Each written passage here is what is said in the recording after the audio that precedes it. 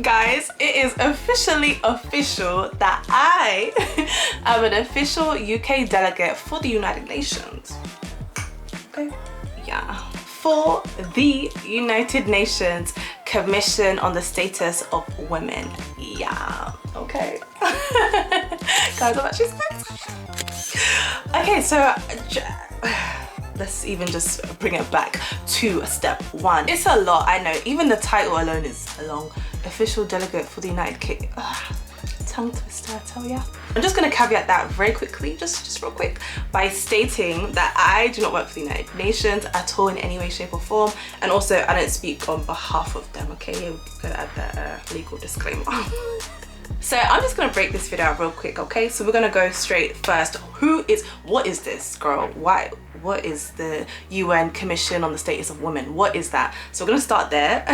The second thing I'm gonna look at, the second section of this video is gonna be how I applied and also why I applied. And then the final section, of course, because we're all about helping people out, is how you can apply to be a delegate as well for the United Kingdom. And without further ado, yeah, let's get into it. Guys, we are still centuries away from any sort of real gender equality, to be honest. On the UN's website, it says that there are estimates that it's gonna take at least 286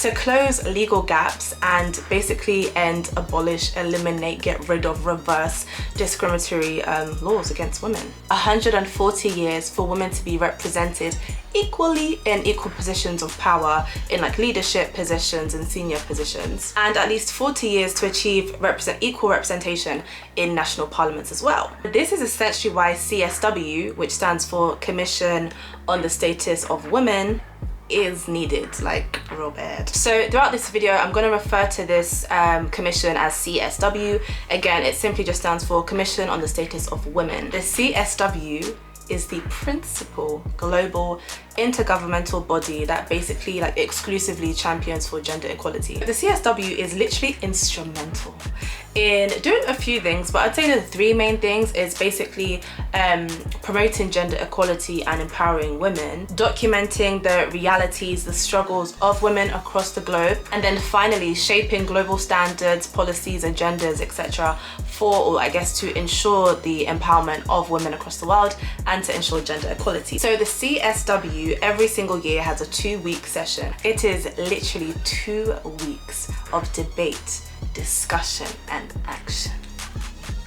Okay, so during this 2-week session, as I mentioned, national governments, civil society organizations, activists, representatives, they all come together at the United Nations headquarters in New York. They discuss progress, they discuss the realities of women across the world, their struggles, their experiences. They then discuss what they're going to do about it, like what is the actions. They do the debates, they do the discussions, and then it's like, cool, we need to do X, Y, and Z. We need to implement this to ensure that gender equality is achievable. So yeah, that's basically what happens at the CSW. There's obviously more than that, but that's just basically what happens. We're calling this CSW 68, and that just essentially means we're approaching the 68th session that has taken place for the CSW. So that is what CSW does. That's what they are. So why now how did I get in it? Like why am I here? Why am I a UK delegate? What's going on?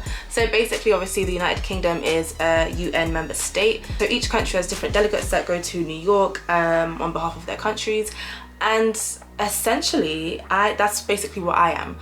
However, I won't be traveling to New York, sad face. The delegates tune in online, and this is a really good initiative because obviously not only was it due to COVID, but also because it allows so many more delegates to be a part of this journey. So if you were to think about it, if all of the delegates for the UK were to travel to New York, there couldn't be as many of us as there are. So that's why they're gonna keep it like this, so that they can just ensure that they're growing a huge community of delegates who are passionate about gender equality and all of those kinds of things. I just want to discuss why and how I applied for this. The first reason is actually because of my passion for period poverty. I don't understand why we live in a world where girls are genuinely missing school every single month for a whole week. because their bodies are undergoing a natural process every single month. So anyway, I don't want to get into period poverty right now because I will go on, but yeah, essentially I'm studying a master's in education policy. What I look at myself, like personally, I look at education but in the context of international development. So I'm often researching the global south, and I often research my home country, Kenya. And yeah, I'm just very passionate about period poverty. I can't tell you really where it came from because it's not something that I've ever experienced before, but I think my earliest memory is literally just in lockdown when I had a skincare business, and then all of a sudden I bought like lots and lots of pads, and I started to pack these in a really cute way in my orders, and I just started giving people free pads. Yeah, and then I got really interested in Amika George's campaign called Free Periods, and how like she managed to change some laws in the UK, well, a law in the UK, and yeah, ever since then it's just something that just feels, I don't know, I can't shake it off, basically, just can't shake it off. But I'm very passionate about it, and it often honestly just gets me angry at the situation, the very dire situation back home. And yeah, as I said, girls are missing school every single month for a whole week. That's on the good end of the spectrum. There are girls that completely leave school. Literally they leave education because it's too much. They cannot handle the realities of period poverty, the shame and the stigma, the taboo attached to it back home, not being able to ask their like literally their mum about it because it's taboo, not being able to ask teachers about it, using leaves, using all of these different things, sharing period pads, used period pads with their friends in school, being promised by their national governments that if they enroll into school they'll be in receipt of free pads, but then it doesn't come to pass because of, I ain't gonna say the C word, but yeah, just you know, where period pads are costing more than what their families have, like literally that their families make in a day. It's just like, and then period pads are just not a priority when they're living in poverty. The priority is how we're going to eat tonight, how we're going to get water tonight. But anyway, I don't want to get into that, but that's the first reason. I'm passionate about girls, education and period poverty. So that's one of the reasons I applied. And the second reason I applied is for getting inside and getting insight. This is something that I have applied again and again, and I think it's a really like a good top tip if you want to employ this as well. So basically, as I said, I'm studying education policy, and I started to find that I'm reading a lot of policy documents. In terms of policy formulation, there is sometimes a disconnect between the development of policy and the practice of it. So like what actually happens in the schools. And I started to think, how am I going to bridge this gap? Because I want to know what is happening on the ground, but I still want to work on a governance, like a policy production kind of level. So I found a middle ground, and that was to be a school governor. So I sit on the governing board of a school in my local area, and this was really important because a lot of like the big decisions are made at board level, and now I have direct insight into how things work in schools, because I don't want to be a teacher. I don't have any interest in being a teacher, but I was like, okay, now I can understand what's happening in schools on the ground while still reading all of my articles and policy documents at uni. But now I can kind of see how policy basically translates in schools into practice. That's what I call getting inside. So for example, in my case it'd be the school, and getting insight, which is what I'm doing as a governor. The same thing applies with this opportunity at CSW. Again, constantly reading UN documents from so many UN agencies. To be a delegate offered like an unparalleled opportunity for me to get inside and get insight without working at the UN, because I'm not in a position yet where I can work at the UN. I'm still at school, I'm still at uni. But this was absolutely perfect. And I'm gonna say very quickly before I go back to the UN thing is that I've actually done this in government as well. I work in government, but at the same time I'm learning education policy, and that's just another way how I was like, I need to get inside and get insight. And luckily enough, I actually work very closely with policy advisors. But anyway, just back to this UN example, right? I was like, I read all the time about ya. I need to find out how it works, in all honesty. It's all well and good reading something, but I feel like you become like an academic commentator, I don't know. But I was like, I need to get inside. So this offered an unparalleled opportunity to be able to do that, to get inside and get insight. I am literally gonna have unrestricted, exclusive access to all of the UN sessions that happen across this 2-week period at CSW 68. as in like every single session. They're going to be back to back, and I can enter and join all of them. I'm going to be able to be like a spectator in a sense, but also a contributor, and basically see how NGOs, how governments, how activists all come together and discuss the issues of women across the world and say, cool, we're going to do X, Y, and Z about this thing. Do you know how cool that is? Like, I think to be able to be in a position where I can potentially see policy agendas being formed and being shaped off of the back of these discussions and these debates is, yeah, it's not really something that reading a bunch of UN documents could buy. So yeah, I think this is an unparalleled opportunity to do that. The word for this part is community. The third reason why I applied for this was because of community. I knew that the people that would even know about this CSW and would apply for it would have to be interested in gender equality and issues basically that are facing women and girls across the world, because you wouldn't apply if you didn't care, and you wouldn't know about it either. So I was like, you know what, I know I'm going to meet a lot of people who have similar interests to me in this particular area. There is literally a community platform that they've set up where all of us come together and we can talk and we can discuss all of like our opinions and stuff like that about gender equality. We can come together and discuss different causes, different campaigns, different things that we can do basically to keep promoting gender equality. There are literally endless opportunities in this community platform. Another really cool thing about this whole community thing is that after each UN session, there are basically going to be virtual meetups after, where you can come together and discuss, girl, what did you think about that? What did you think about when this country came and said this? Just coming together basically to discuss our thoughts, our opinions, feedback, all of that kind of stuff from after each UN session. I think it's going to be so amazing and so fun.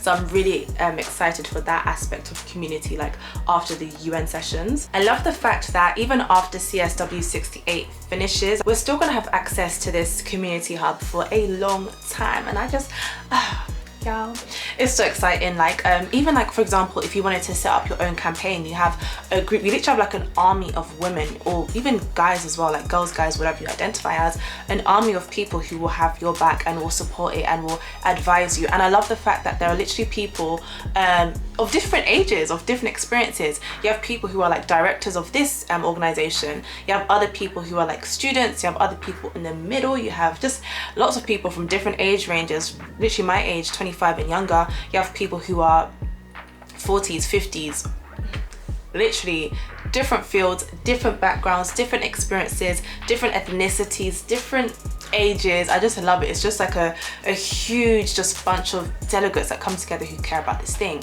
and I just can't wait to like support their campaigns and find out more about what they're doing. But yeah, community is the word for this one. And they said that they're gonna create like a book club as well after the UN UK are gonna set up a book club after as well. They were talking about like bell hooks being on the list, and yeah, it's fun, y'all. So in terms of how I applied, essentially the way in which I came to know about this thing is because, again, I'm in the international development space a lot of the time, like academically. I'm always reading about it through like different research articles. So I'm reading a lot of things about the UN and all of its agencies, right? So that's one way that I came to know about it. And then I also saw just a few people on LinkedIn say that they're also a part of this thing and they're a delegate for the UK. And I was like, okay, cool, bet. But that's essentially how I found out. I then did some research and I found that applications were closed because this was literally around this time last year. I then saw that obviously there was going to be a session next year as well, and I was like, okay, cool, bet I'll be a delegate next year. So I put a reminder in my calendar. This is around last year, Feb, I'm going to say, March. I put a reminder in my calendar this time last year for December 2023 to remind myself, literally, because, you know, girl, you gotta automate some stuff sometimes. I was like, this is not going to be on my mind for the rest of the year. I've got things going on. So yeah, I put it on my calendar to remind me at the end of 2023, which it did, and then also to remind me in Jan and early Feb 2024. So I just kept literally getting reminders. So yeah, that's basically how I came to find out about CSW, and I was determined to be a delegate this year. So for the final section of this video, I just want to discuss how you can apply if you're interested in applying next year. I have two main tips for this. I'm gonna start first by saying that applications obviously for this year are closed, but you can apply to be a delegate for the UK next year for CSW 69, which that would be. So just want to put that out there. Just make sure you prepare early.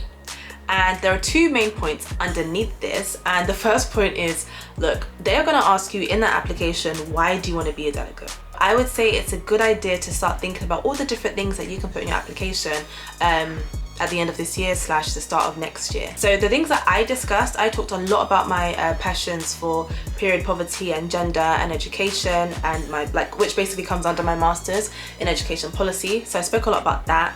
I spoke a lot about the whole getting inside and getting insight. I didn't phrase it like that, but I spoke about that as well. I then also spoke about community, and literally the reasons that I stated before as to why I want to be a UK delegate are the reasons I put in my application. I also discussed the campaigns that I support, the different things that I'm interested in, the different causes, what I've done in this area, what I've done in that area, how I've supported this, just yeah.